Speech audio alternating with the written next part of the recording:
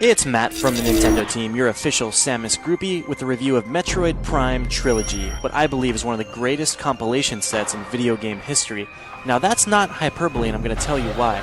This amazing package includes Metroid Prime 1, 2, and 3, and the first two titles sport significant gameplay and presentational refinements over the originals, which I'll get to of course. But before I go on, let me just recount the accolades these stellar titles have earned over the course of the last 7 years. IGN scored Metroid Prime a 9.8 in 2002, Prime 2 a 9.5 in 2004, and Prime 3 a 9.5 in 2007.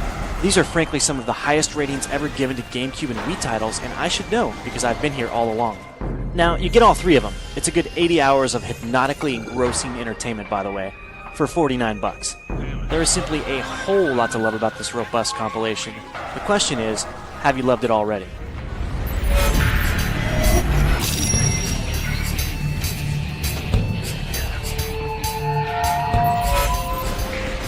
The Metroid Prime games embrace the fundamentals of the 2D classics and translate them unscathed to the third dimension. You, of course, play as Nintendo's iconic space bounty hunter, Samus Aran, battle space pirates, explore and retraverse exotic locales in search of suit upgrades, roll in and out of the character's trademark morph ball to reach otherwise unattainable passages, and fight bosses. Everything you might have loved about the 2D titles is preserved in the move to 3D, and developer Retro Studios has, of course, added its own influences to the universe. All three Prime games scored 10s in presentation for a reason, which is that Retro knows its stuff. These guys employ some of the best artists in the industry, and they've created an amazing 3D engine that has only improved over the years. The compilation is further complemented by the fact that Nintendo has for once created a set that caters to the desires of the fans. I'm talking about a fantastic metal box complete with a translucent slip and a collector's item art booklet with unique drawings and a full biography of the series. All three games come on a single disc and are sewn together by a new interface that allows you to jump directly into Prime 1, 2, or 3, including the multiplayer modes and echoes, with very small load times.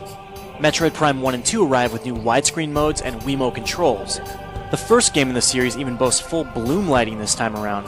Really, the only omission from Trilogy is the inclusion of the original Metroid, which was in Prime for GameCube and has been reassigned to the Virtual Console on Wii.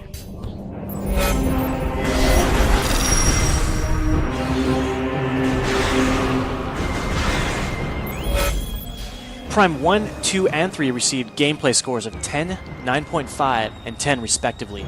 These are all spectacular first-person adventures that should not be missed in my opinion. So if you love the Metroid classics or simply like retraversal adventure games like Zelda, the Prime series should suit you just fine. The original GameCube title and its sequel Echoes come to Trilogy with the same Wii controls featured in Corruption, which allow for far quicker, more precise aiming and the ability to look around while you run and jump, both of which make navigating and platforming, of which there is an abundance, much more intuitive and enjoyable. As I replayed through the games for this review, I found myself taken aback all over again by the stunning production values, tight gameplay controls, and remarkably complex and thoughtful level designs. The locales, from space stations to curvy, vegetation-filled landscapes and high-tech bases, remain as immersive today as they were the first time I trotted through Talon 4 in the original Prime. I gotta be honest, I still like the first game the best, followed closely by Corruption and finally by Echoes, which proved to be the hardest and darkest of the efforts. To me, Echoes is kind of like Majora's Mask of the Metroid series. The only real problem I have with it is that the Dark World and Retro sequel is simply not as compelling as any of the wondrous locations that comprise the backdrops in the other games.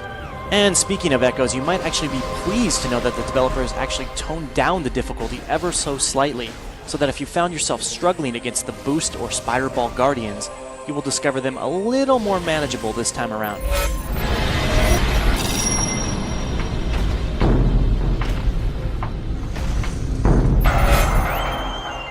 Trilogy is a weird compilation to review because it encapsulates three of my favorite games of all time, the catch being, of course, that all of these titles have been readily available, some of them for years. Still, if you are like me and adore the series, this is the ultimate collector's set. It's a great box, it has a great art booklet, and the price tag is just right. The new widescreen modes and Wii controls are simply icing on an already delicious cake. And if you like adventure games and never got around to the Prime series before, Nintendo has delivered you a gift of holy proportions in Trilogy. Three of the most spectacular adventure games spanning 2 generations, refined on one disc.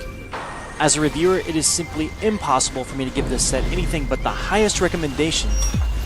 especially since all 3 games remain at the cutting edge, not only for GameCube, but for Wii. Don't forget to check out the full written review at IGN.com.